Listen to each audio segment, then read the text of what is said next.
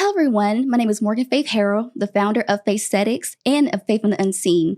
Today is the first episode of my new podcast, Peach Ties, where I have different people introduced in the game, whether it's arts, film, entertainment, you name it, we have it all here. For my first guest today on my first episode, he is an amazing character on a Peacock show called Fight Night, the $1 Million Heist. And I'm telling you guys, it is so worth the subscription.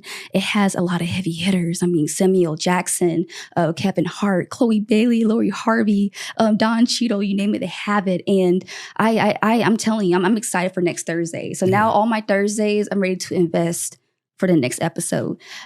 For this guest, I mean, he is an OG, a legend. He's a producer, director, actor, coach, real estate investor. He does everything. Thank you so much, Dwayne Boyd. Hey, thanks for having me, man. Yeah, that was a heck of an intro, man. I appreciate that. Wow. Thank you for taking your time to be here. And I wouldn't be anywhere else, man. I flew back in town just for this. Oh, wow. I know your flight was of course, hectic. You just got off another project. Yeah. Well, I'm still on the project. I'm actually coaching a TV series in Detroit, starring Jalen Rose. So the NBA great Jalen Rose, he's the star of his own TV series he's developing. And I'm grateful to be there. My homegirl, Don Halfkenny, Jamie McCoy Langford's the producer on it. Dennis L. Reed's the producer. They're doing their thing up there, man, that whole team. So I'm excited about it. I'm back and forth there for the next few weeks. Awesome. Yeah. Man, let's talk about Fight Night. Yeah, Fight Night. Hottest thing on right now. Number one on Peacock. Number one on Peacock. Number one streaming, yeah. Okay, you're already successful. And as an actor, you see scripts all the time. What was so different about this story when it was introduced to you? Just Atlanta, man. Just Atlanta in the 70s and this important night that's legendary, this historic night. And anything that kind of gives us an idea of how Atlanta was shaped, I was already interested. When I heard about the project coming down, I knew Will Packer and Kevin Hart was producing together. Will was a good friend of mine. I never met Kevin until we shot that scene, but Will's a good friend of mine. So anything he's involved in, I want to be a part of. You know what I'm saying? Him and Diane Ashford over there, they're doing some amazing things. So when I heard about Fight Night, I didn't know what to expect. I knew it was going to be good. I just didn't know how good, and how good I was going to get an opportunity to work on this, how good of a role I was going to get, So I was grateful to be just a part of this in this ensemble. So, I was excited, man. And then when I got the call that, hey, they want to put you in this role, and I was like, oh, let's do this. Come on. Yeah. Man, when the trailer first came out, I saw Samuel Jackson. I said, okay, I'm already sold on it. All right, that's it. Come on. You talking about OG? That's the OG. The OG. And he lived here around that time. Yes, he did mention about that. Of course, when he was married to his wife around this, like the same location of all that was going on. Yeah. But the whole show is crime and mystery too, because it's about Muhammad Ali. Yeah. It's his first fight back, and he decided to do it here. And it's just like it's too much controversy going on. Right. He's not welcome. He's not accepted, and he's looking for protection. And Don Cheadle's character, they put all the pressure on him to do the job. Don't give it away too much. Don't give it away. Right. We're gonna keep it spoiler free, very spoiler free. But I'm really happy that it's a story to where it's straightforward. It really gets deep. It's not just surface level. It gets deeper It's one of the great stories I feel like we've seen in a long. We hadn't seen anything like this in a long time. So shout out to Will Packer Productions and the whole staff over their team. Man, they got a home run with this one. A very big home run. Yeah. So the protagonist, a lot of it starts with Kevin Hart, Chicken Man. When I hear the term Chicken Man, I don't think it sounds like a man that's not trusted in the game at all. He's interesting, man. He's interesting. And that's what I love, conflicted characters that are, you don't know if they're walking the straight line or crooked. You don't know what they're doing. So I'm interested. It's the anti-hero, right? These are people that we shouldn't be pulled for, but we pull for, like other shows that are great like this was Breaking Bad, Walter White became this larger than life drug kingpin, and we didn't, we shouldn't have been pulling for him, but we were, right? Yes. Yeah. So I think that if you can walk that line and do it convincing like Kevin has done, you're fine. Exactly. Because at first it was kind of like, okay, I am the good guy. I'm just here to do the job. It's a hustler. Yeah. He's really trying to get his foot in the door. And it's like you keep seeing setback, progress. And so going in deeper with the episodes, I watched all 4 episodes now, and I'm really curious about what happens next. And what the episode just came out last night, because they have a new episode every Thursday. Right. He meets you. So he's looking for some information, and he meets Cletus. Yes. Cletus is an old school. OG. I'm OG. I'm triple OG. I'm in the diner that they hang out at quite a bit. And I knew that I was going to play with this character and just see where it could go and what could happen. It's a quick scene, but it was fun. Just working with Kevin, I was in awe just watching him work. And fun fact about Kevin, that we were on set, man, and he was actually doing some promo stuff. I said, this brother works. You hear me? Yes. In the middle of text, he was doing promo. So I said, that's dope, man. I said, that's the kind of career that I would love to have, where you're working on one thing and you're doing this. And he was so committed to the role. And it was just an honor, man. It was an honor to watch that, man. And I think with things like this, it's gonna increase our appetite for more of what we need to do and what we expect from our people, from our culture. You know what I'm saying? Exactly. Yeah. And Kevin Hart is a Cancer. I'm a Cancer. Yes. Okay. Yes. I see how you did that. I see what you did there. I see what you did. Okay.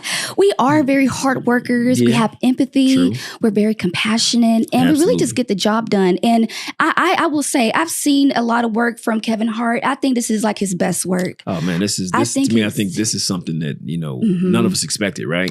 Unexpected. And to see him play this role and just kill it like this, man, I'm like, wow. So Cletus is a cook. He's a cook in a restaurant. Yep. And I love food. And so like Southern food, what is like your favorite foods to eat? Oh man, so you don't turn me upset. I'm a breakfast guy. I love waffles, omelets, pancakes, French toast, anything that with some syrup on them, I want it. For dinner, I'm more I like chicken, of course. I like steak. I like fish. I don't eat crab and shrimp and all that stuff, but I like fish. I like fish. You like fish? I love fish, yeah. Salmon, stuff like that. Okay, salmon. Okay. I like salmon too. It's not salmon. Sorry.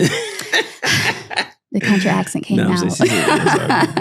Hey, people pronounce it the way they want. I'm just messing with you. Yeah, we be joking though. Right. You know my personality, so yeah, I'm really just be funny. I like eggs, bacon. I pretty much eat any food. Syrians, we pretty much eat everything.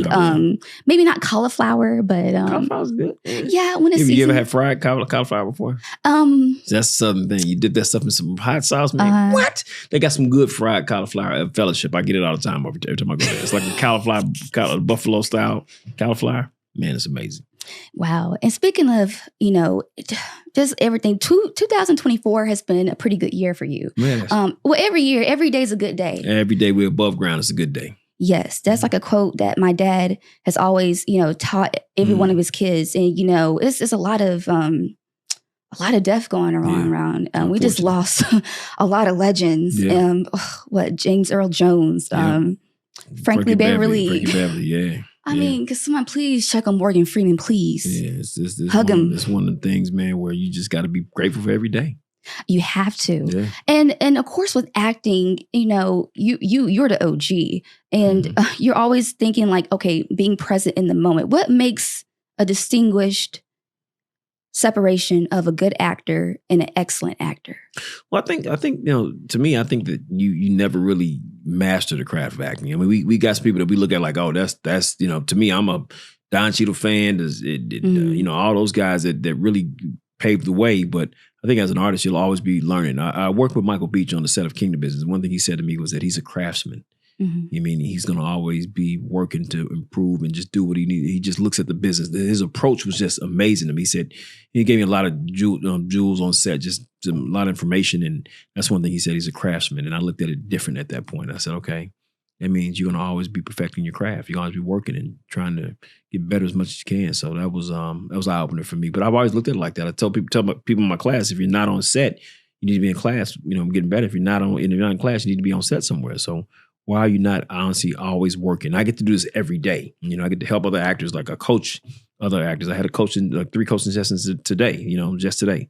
So I'm always around it, and you have no choice but to get better. So, I couldn't be in a TV show and I'm coaching folks and not bringing it myself. So I'm always trying to figure out how to get better. I think it's something you always do. So I don't think there's any stopping point, I think as you get older, you get better because you're really settling into who you are. And that's why I say a lot of the older actors are just great at it because they've been doing it for so long and they really understand who they are and they live in that, So as I look to get older, I expect to get better that way, Wow, that's very beautiful. It's like a mountain, there's really no peak you can climb as high as you want to climb it. Yeah. You get to stop it where you want to stop it for your life. That's why I try to think it every day. You know, if you achieve something of a dream, there's always another dream that you can always achieve. Well, you know, we look at people that have reached that summit of what we think it is, and they're still pushing, right? Because you don't ever really stop. You never say, okay, I have made it, let me rest here. No, it's a situation where, you know, you have to continue to set goals, because I believe the goals are the thing that keeps us motivated to keep moving, keep us moving forward, keep us interested in life. So if you don't have any goals, what are you doing here? Just existing, right? So I always try to set new goals. Like even this past when we were on strike and there was not a lot of work coming in, I started DJing, just learning how to DJ, just so I could stay busy and stay creative. You know, Right. If you're an artist, you're going to figure out a way to be an artist. To be an artist, exactly. And you know, with your journey of being an artist, it's always a lot of ups and downs. Oh yeah. Uncertainty, of course, with life in general. Sure.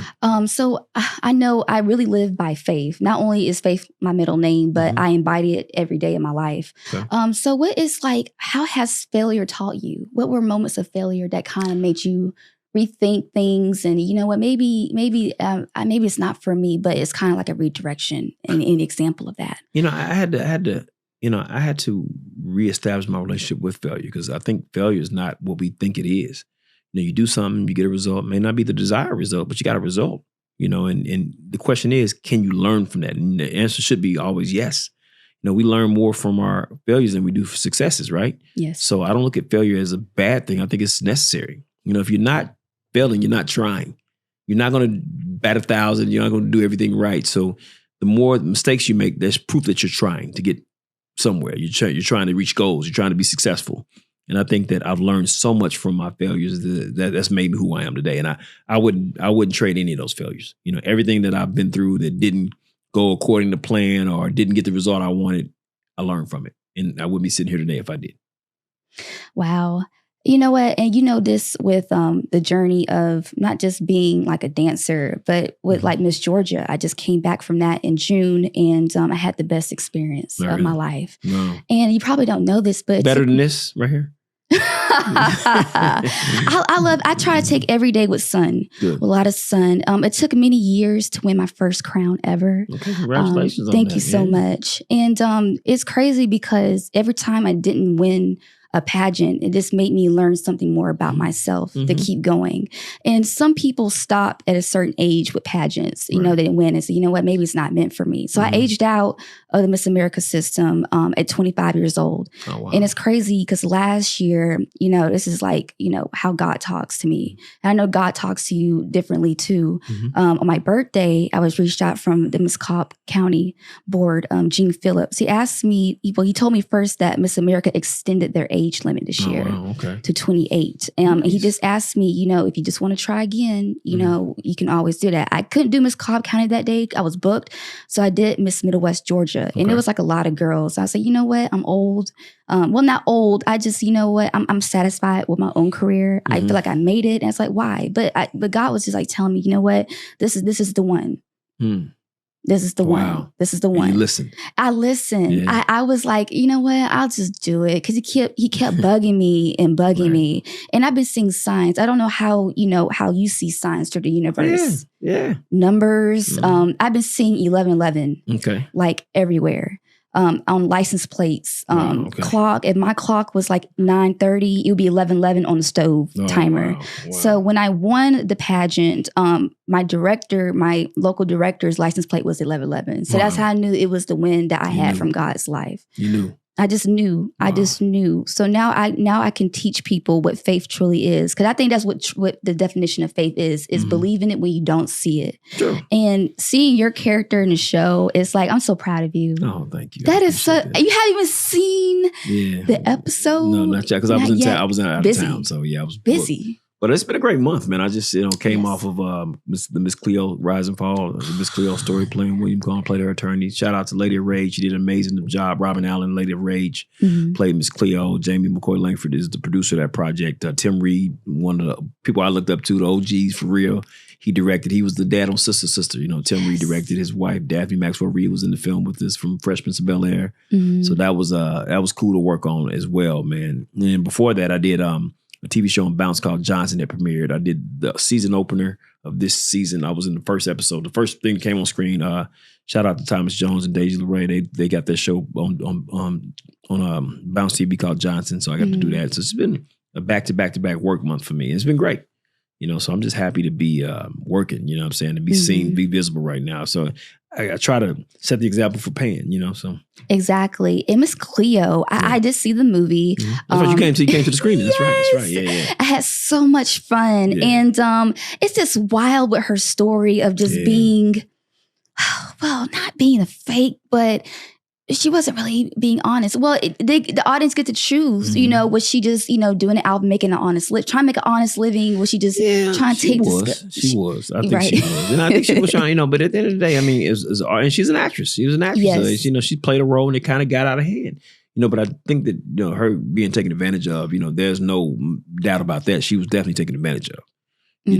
But yeah, that psychic world, that's a different space to be in. I don't know much about it, but I do know that a lot of people we came up with was calling that number and calling Miss Cleo and getting in trouble at home.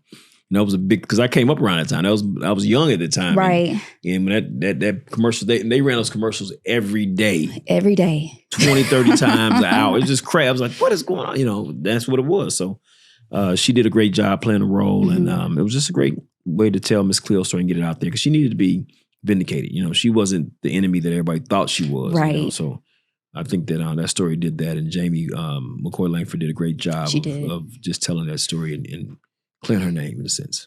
Rest in peace, Miss Cleo. Rest in peace, Miss Cleo. Yeah. And of course, with psychics, a lot of stuff is based on intuition. I think every human has intuition, but tap into it. They don't. Some people don't listen though. The inner GPS system, we all got it. You ever had that feeling? You say someone says leave and you don't leave, and you say, I knew I should. I always listen to that. I don't care what it's. Someone's like, you get to go. I get up and leave. I don't make no skill. Hey, I gotta go. I'll see you later. I'm out.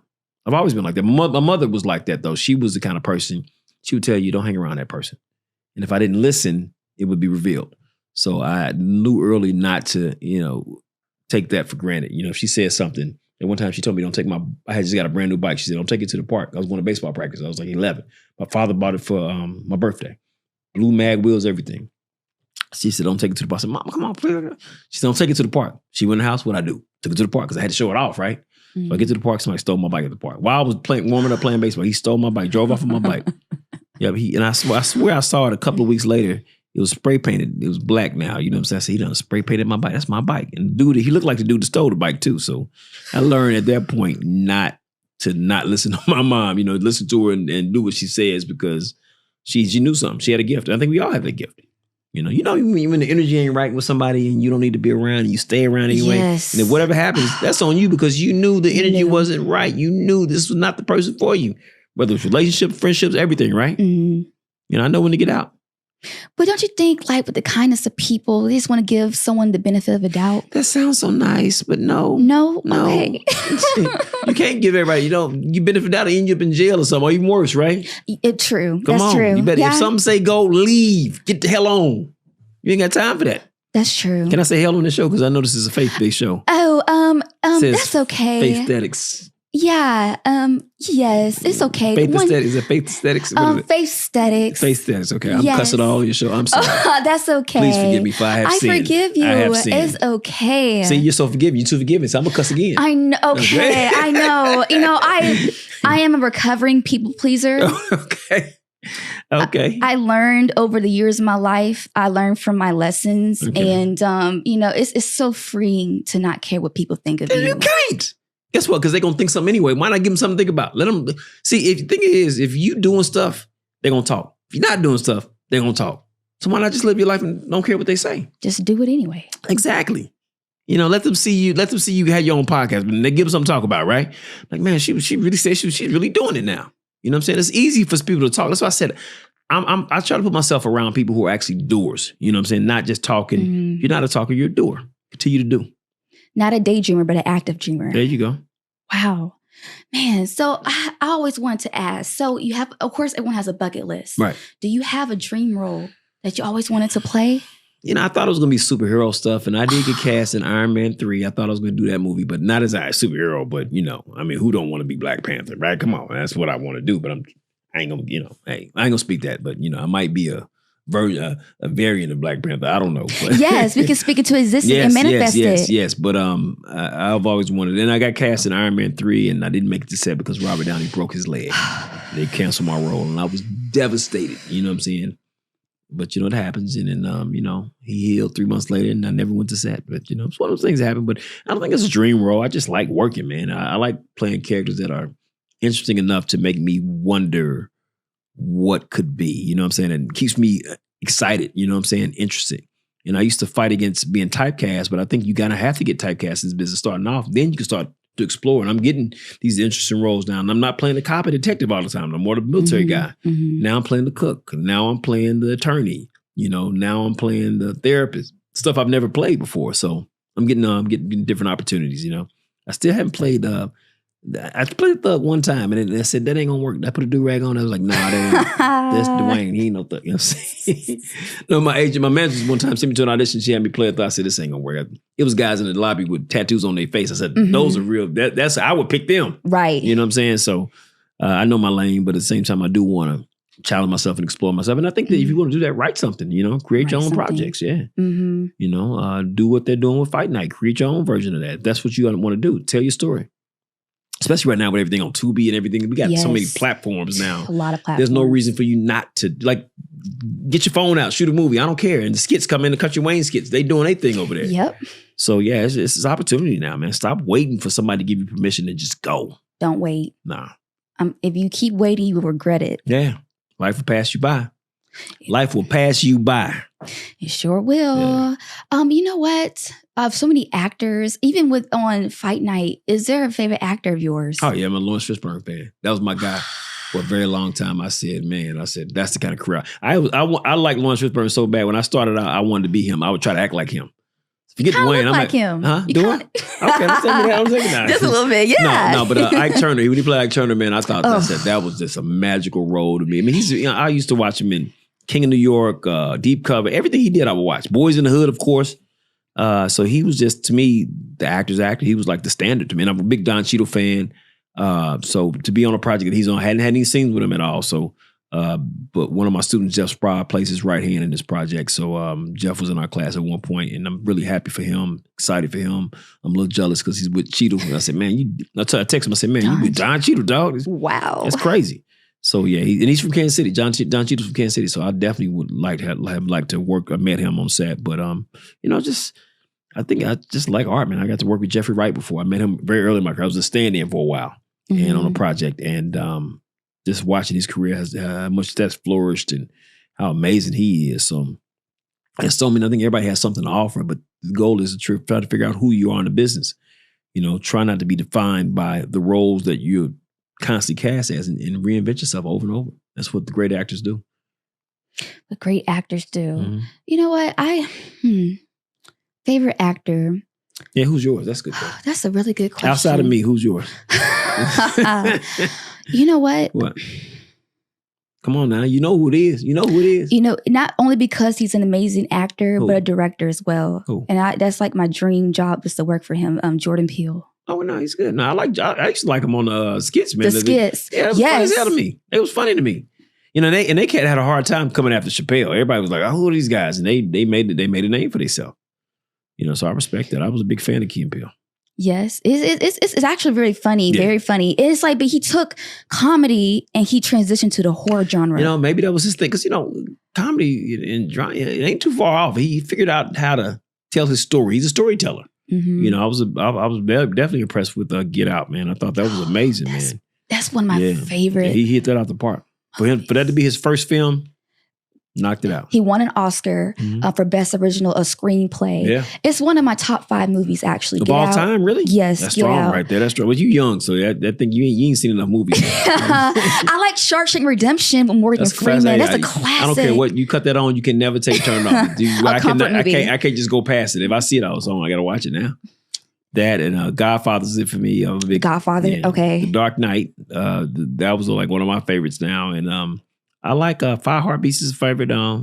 And Do the Right Thing. So many. I mean, just great films. I have a list of them. I'll send you my list. I'll text you my list. I have a list of movies that I recommend. Okay, that's awesome. You know what? When you're watching TV, you're eating food. You know what? I love good food because of being a cancer. And I just want to go ahead and give a shout out to some of my Miss Middle West Georgia sponsors in Columbus, Georgia. Columbus, C-Town. Yes. Y'all call it C-Town? Yes, we do call it C-Town. And you know what? I think Columbus has the best food.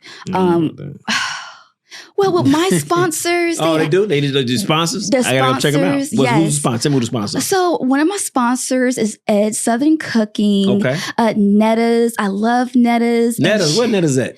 Netta's is kind of like on the north side of Columbus. Okay. It's all their food is delicious. What you specialize in? Netta, what you sell? You know what? Mac and cheese. Mac and cheese. Her mac and cheese is wonderful. You can't mess up the mac and cheese, Netta. You got to bring it with the mac and cheese. Is it good? It's good. You drive all the way to Columbus for some mac and cheese? Yes. Whenever I visit, the first thing I do is I gotta get some food. Whether it's Countries, Ed's, Netta's. Ed's has the best, well, not the best, but some of the best collard greens. Beside my mother's cooking collard greens. Okay. And then Shane's Rib Shack. If y'all ever want to go down there, take a stop by and tell them that Miss Middle West Georgia sent you. Okay. And you know what? We had a good time too. You had a good time? Yeah, it was amazing, man. It was amazing. Thanks for having me. This is dope. Shout out to Peach Ties. I see you. Okay. Got a trademark and everything. You ain't playing around. Thank you. I appreciate it. Well, you guys, we had a great time today. Fight Night is streaming now on Peacock. Please go see it. You can see Cletus and all the amazing cast on every Thursday. It's time to go. Bye. See you guys next time. Remember, be kind, be sweet, and it's always good to be a Georgia Peach. Bye, you guys.